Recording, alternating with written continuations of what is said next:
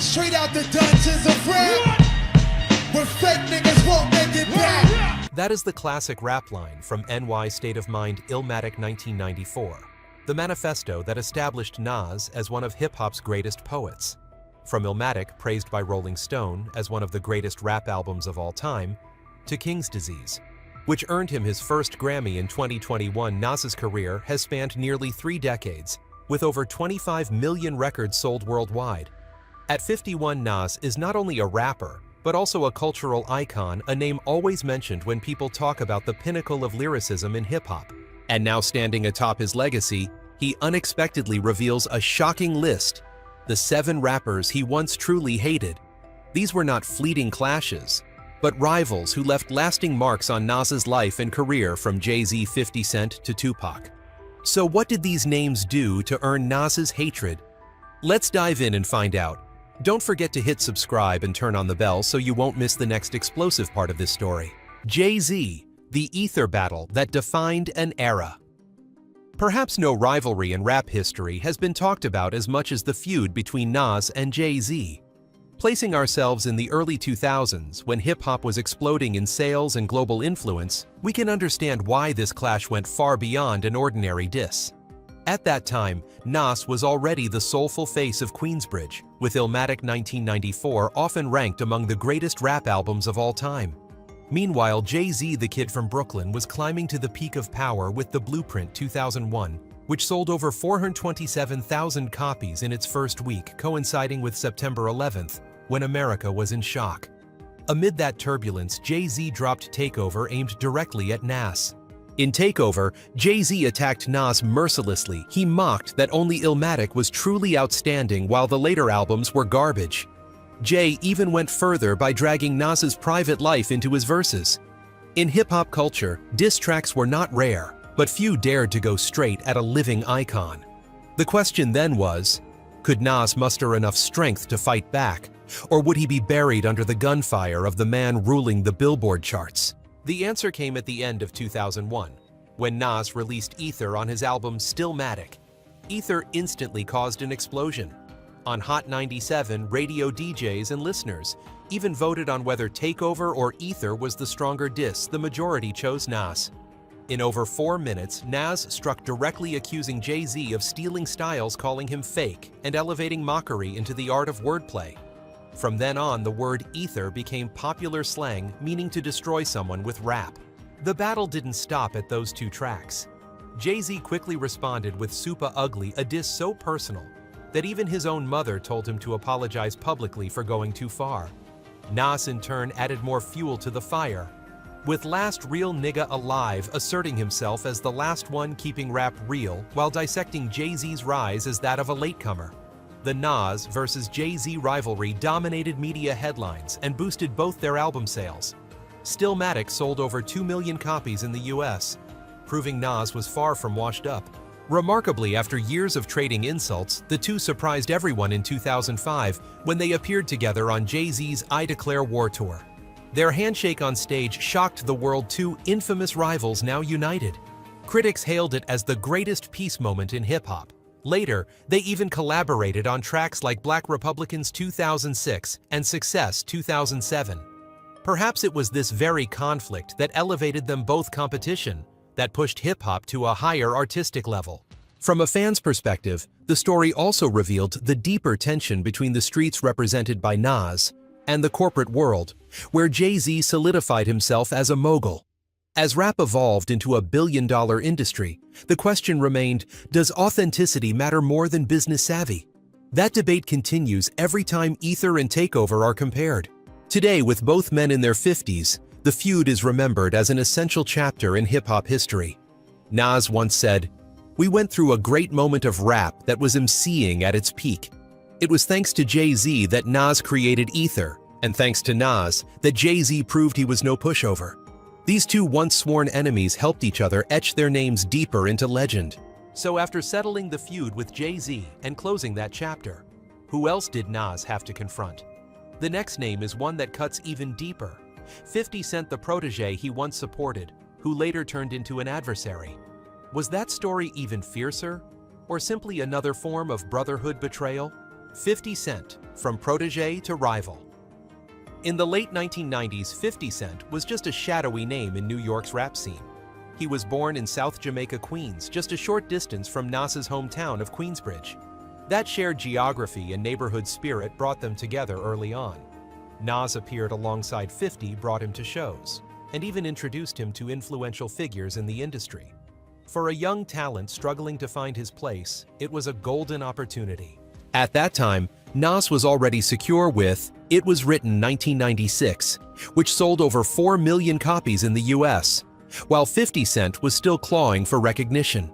This contrast made Nas's support all the more meaningful.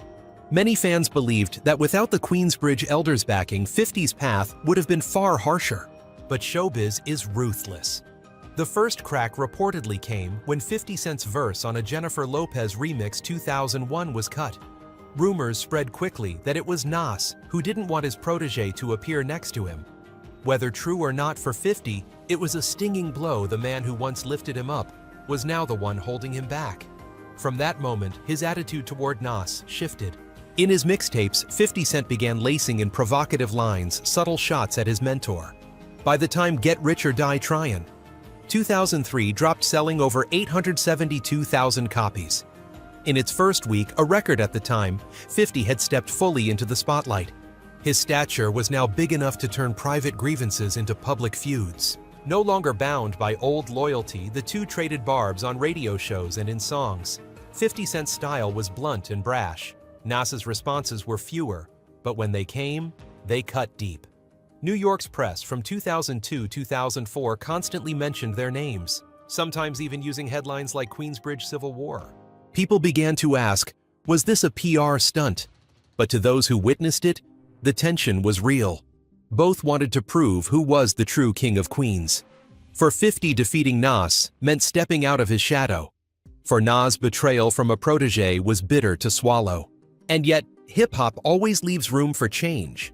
As 50 became absorbed with G-Unit and his business empire, and Nas focused on strengthening his legacy with projects like Hip Hop Is Dead, 2006, and Life Is Good, 2012, the tension cooled. Their reconciliation peaked at Summer Jam 2014 when they shook hands, publicly signaling the end of hostilities. The twist came over a decade later when news broke that 50 Cent would feature on King's Disease 4, the album series that brought Nas his Grammy. From enemies back to collaborators, something few would have imagined in the early 2000s. Looking back, the Nas-50 Cent feud was never just personal animosity. It reflected generational and philosophical divides. Nas, the street poet, prized lyrical depth. 50 embodied an era of rap driven by market forces, gangsta image, and money-making prowess. When two value systems collide, conflict is inevitable. But this relationship also illustrates growth. In their 20s and 30s, they fired shots in rhyme. In their 40s and 50s, they chose to share a studio. Perhaps maturity isn't about avoiding conflict, but about transforming it into fuel for the future. Would Nas and 50 still be remembered so vividly today without those years of brotherly warfare? And aren't those scars from the past exactly what made them respected in the community? Whatever the answer, this story broadens the picture. From rebellious proteges, we turn to an even younger generation, artists bold enough to challenge a legend outright. Among them, one voice stood out in 2022 with a single comment that shook the rap world and forced Nas to respond in an entirely unexpected way. NORE, a friendship torn apart. Some conflicts in rap are born from battles for fame, but others cut deeper because they come from friendship. For Nas, his story with NORE, also known as Noreaga, is the clearest example. Both came from Queens, once stood side by side on joint projects, but a string of misunderstandings and the pressure of the rap industry turned brotherhood into rivalry. In the 1990s, as Nas was shaping his legacy with Illmatic and It Was Written, NORE was rising with the duo Capone and Noreaga CNN. They shared the same roots, raised in poor Queens neighborhoods using rap to tell the stories of the streets. Nas saw NORE as an ally, not just for his talent, but for their geographic bond and sense of kinship. Yet this seemingly solid foundation was tested by the harsh complexities of the music industry.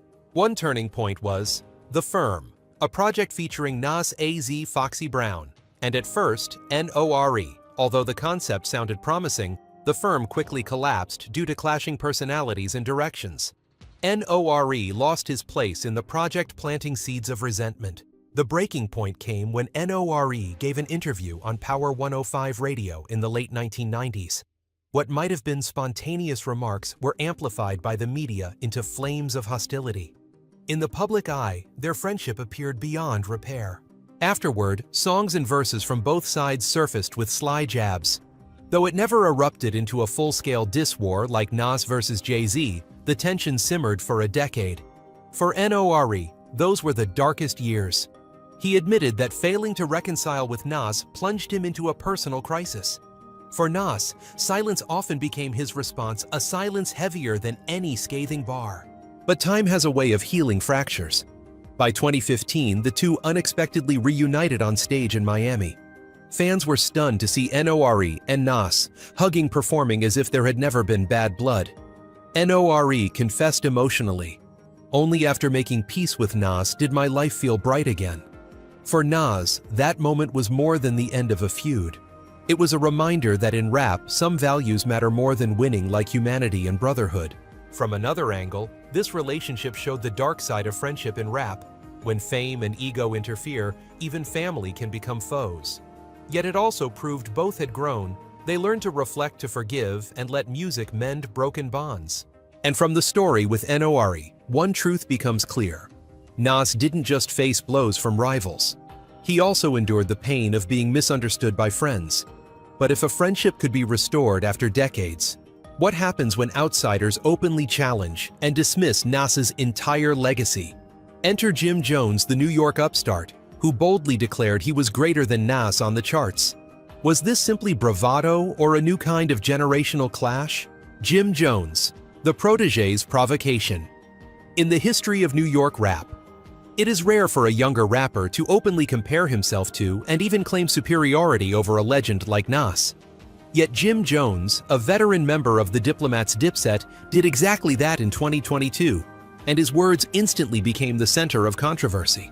During an online chat, when asked who had more influence, Jim confidently asserted that he had more hits, was mentioned more often by current audiences, and therefore was more deserving than Nas. He cited his Billboard achievements, compared top 10 placements, and boldly declared that he still kept the streets alive better than the Queensbridge Elder. For Jim, Nas was a monument of the past, while he was the one living in the present. That statement was like a spark in a powder keg. Nas's fans reacted fiercely, immediately reciting his accolades, from Illmatic and album Rolling Stone ranked among the 500 greatest of all time to King's Disease, which earned Nas a Grammy in 2021. They stressed that Nas had sold millions of records, laid the foundation for New York hip-hop, and been honored by the Recording Academy. While Jim Jones, despite commercial success and a hit like We Fly High 2006, had never reached the same cultural impact, the media joined in. Some critics argued that Jim was only trying to create buzz, rather than truly believing he was above Nas. After all, Nas had sold more than 25 million albums worldwide, while Jim Jones, though notable, was still considered a second-tier figure in hip-hop history. However, others defended Jim, suggesting his comparison came from the notion of being relevant, present in today's rap culture. And in that sense, Jim did indeed have recent hits more visible to younger audiences. What drew the most attention was Nas's response, or lack thereof. Amid the media storm, he stayed completely silent. No tweets, no interviews, no rebuttals. That silence only fueled the debate. Did Nas see Jim's words as mere noise, not worth his attention? Or was it his way of maintaining the posture of a master, letting music and legacy speak for themselves?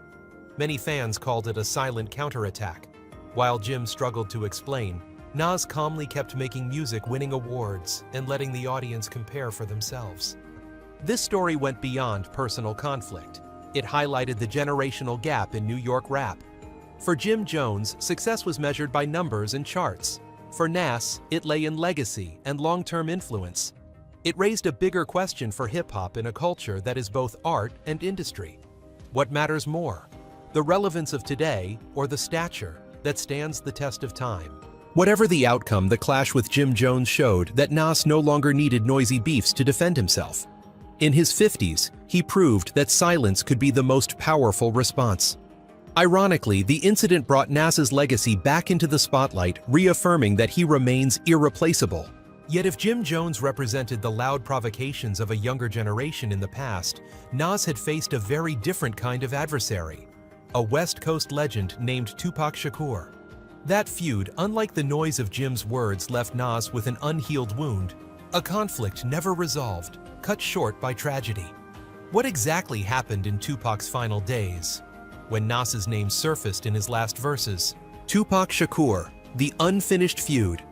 Among all of Nas's career rivalries, perhaps none carries as much regret and ambiguity as his relationship with Tupac Shakur. It was unlike the noisy war with Jay-Z or the wounded pride stirred by Jim Jones. This was a story both brief and complex, ending with an ellipsis that could never be closed, a feud forever unfinished. By the mid-1990s, American hip-hop was sharply divided by the East Coast-West Coast conflict. Nas had already risen to prominence with Illmatic 1994, while Tupac, following the success of Me Against the World, 1995 had become the brightest star of the West Coast. In that suffocating atmosphere, even the slightest remark could ignite flames. Multiple accounts suggest Tupac mocked Nas during performances, accusing him of pretending to be the sole representative of New York streets. Rumors spread rapidly through the rap community, pushing both men into opposition, even though they had never officially declared war. Nas never released a direct diss track against Tupac during that period, but he was rumored to have recorded a demo called Real Niggas, which included the line, "The type of guy Tupac pretends to be." This suggested that Nas's pride had indeed been bruised. Within rap culture, then subtle disses were a way to maintain balance, sending a message to rivals while avoiding all-out war. But amid the tense East versus West climate, even the slightest hint could be magnified into open conflict. In September 1996, Nas and Tupac encountered each other at Bryant Park in New York during a large rap event. Witnesses recall Tupac initiating the conversation, addressing the rumors directly. The two nearly resolved their differences on the spot. Nas reportedly expressed respect, insisting he never intended to attack Tupac. Tragically, only 9 days later, Tupac was gunned down in Las Vegas. Any chance of publicly burying the hatchet vanished instantly. What complicated matters further was the release of Tupac's posthumous album, The Don Killuminati, The 7-Day Theory, under the alias Machiavelli. In the track Against All Odds, Tupac called Nas out by name, attacking him as an enemy. It was both the first and last time Tupac dissed Nas openly, but it came only after his death. For Nas, it must have been a deeply conflicted feeling, grieving the loss of a legendary talent while being cast as an unwilling rival, with no chance to respond. Some critics believe that had Tupac lived, the feud might have fizzled out, much like Nas's later reconciliations with Jay-Z and N.O.R.E. For his part, Nas consistently maintained a respectful stance toward Tupac, often referring to him as a fallen soldier. As such, their clash is usually remembered as a tragedy of circumstance rather than true hatred. Still, for rap fans, Tupac's curse in Against All Odds keeps the feud permanently unresolved. The real takeaway from this episode is the fragility of time. In hip-hop, beefs are often used to demonstrate strength, but death can turn them into wounds that never heal. For Nas, being named in Tupac's final track was both painful and historically significant proof that he was weighty enough to be considered a rival by a West Coast giant, yet also a haunting reminder that not every conflict finds closure. Fans often wonder, if Tupac had lived, would he and Nas have become friends or remained rivals? No one can ever answer that, and it is precisely this uncertainty that makes their unfinished feud so haunting. What's clear is that whether as enemy or ally, Tupac left an indelible mark on Nas's journey. And from that lingering pain, the story shifts to another chapter, not with an equal, but with a predecessor, a mentor-like figure, whom Nas once respected, MC Shan. So how did Nas handle it when a legend he admired publicly turned against him? MC Shan, when the mentor turns against you. If rivalries with Jay-Z or 50 Cent could be explained as struggles for dominance, the conflict between Nas and MC Shan carried an entirely different weight. This was not the tale of a younger star surpassing an elder, but the sting of betrayal from a past icon, one whom Nas respected deeply, even crediting as inspiration for stepping into rap. That is why when MC Shan publicly lashed out at Nas in 2023, the hip-hop world didn't just see a quarrel, it felt the painful rupture of two generations.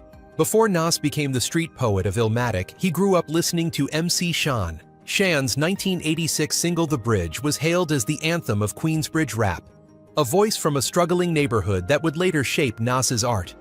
Nas often admitted Shan's influence, even saying that without The Bridge, there might never have been a Nas as we know him. Yet during the 50th anniversary of hip-hop, Shan stunned fans by posting a furious video on Instagram aimed directly at Nas. If you throw a 50th anniversary show and don't mention my name, don't ever say my name again. His words, sharp and emotional, shook the rap community. It was true in the major events Nas helped organize, Shan had not been invited. For Shan, that felt like betrayal, once an inspiration now cast aside. Once again, Nas chose silence. No rebuttal, no clarification, just silence. His fans defended him, arguing it was impossible to invite every pioneer to such events, while others sympathized with Shan, calling it an unfair erasure of a trailblazer. In this clash of views, Nas remained the unmoved monument, refusing to be dragged into public brawls. From Shan's perspective, his anger made sense. As one of the first voices of Queensbridge, being left out of such a milestone celebration felt like denial of his legacy. From Nas's side, curating a global event meant making difficult choices, and at 50 he no longer needed to answer every accusation. But the question lingered: was silence always the right response, especially when it came from a mentor-like figure? Though Shan later softened his stance and admitted he still respected Nas, the sting of that moment left a scar. This wasn't a calculated beef or a publicity stunt, but proof of how fragile respect can be in hip-hop. Sometimes one decision, a guest list, a missing acknowledgement, can turn admiration into resentment. It underscored a paradox: the higher Nas climbed, the harder it became to satisfy everyone. And sometimes the cost was the fury of those he once owed. Fans now wonder if they sat down together. Could Nas and MC Shan mend the wound as Nas once did with Ino.Rai or 50 Cent? Or will this remain a permanent scratch on Nas's legacy? A reminder that even legends cannot escape personal rifts. Looking back at all the clashes, Jay-Z, 50 Cent, 21 Savage and NORE, Jim Jones, Tupac, and MC Shan, a complex portrait of Nas, emerges a man who fights and forgives, who stays silent, yet still carries regrets. And out of those battles, he forged his own philosophy, closing the story with a reflection on hatred, music, and growth. What is that philosophy? That answer lies in the final conclusion of this turbulent journey. Hatred is only temporary, music is eternal. When looking back at Nas's turbulent journey with a series of rivals from past to present, a clear picture emerges: the portrait of an artist who is honest, hungry for fairness, and who always sees rap not merely as a power game, but as an art of dialogue through words. With Jay-Z, it was the fierce competition for the crown. With Tupac, it was unresolved misunderstandings left hanging. With 50 Cent and Jim Jones, the clashes reflected street intensity, where instinct and personality were pushed to their limits. In the case of 21 Savage and NORE, initial conflicts were turned by Nas into opportunities for connection and creation. And finally, with MC Shan, the matter was no longer just a simple beef, but revealed a painful story of generational divide, where a mentor indirectly felt forgotten by his protege. Together, these fragments create a complex yet meaningful journey of a hip-hop legend. The common thread in every confrontation is that Nas never avoided them. He might choose silence, he might release a response track, but in every approach one could sense his resolute attitude, transforming tension into artistic material. When the rap world was shaken by Ether, his counterstrike at Jay-Z, it wasn't merely about taking down an opponent, but about demonstrating the power of lyricism. When 21 Savage called him outdated instead of falling into the cycle of attacks, Nas extended his hand and collaborated on One Mic, One Gun, proving that conflict can be resolved through music. This shows that for Nas, beef was not just a battle, but also a test of resilience, creativity, and transformation. Nas's attitude becomes even clearer when placed within the wider context of hip-hop. For half a century, rap culture has been tied to confrontation. Beef is where artists prove their talent, a spark for public debate, but also a double-edged sword that can end careers. After nearly 3 decades on the front line, Nas seems to have found a philosophy of balance. Hatred is only temporary, while music is eternal. That is why he never lets himself be consumed by bitterness, but instead steps beyond it through creativity.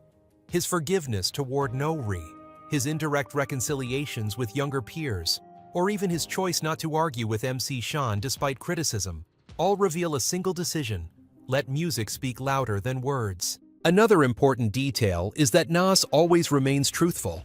He does not avoid mentioning the past, even weaving those scars into his work. This is the courage of an artist who understands that art is not only for entertainment, but also a mirror of real life. Because of this, each confrontation becomes a unique chapter in Nas's legacy, both brutal and thought-provoking.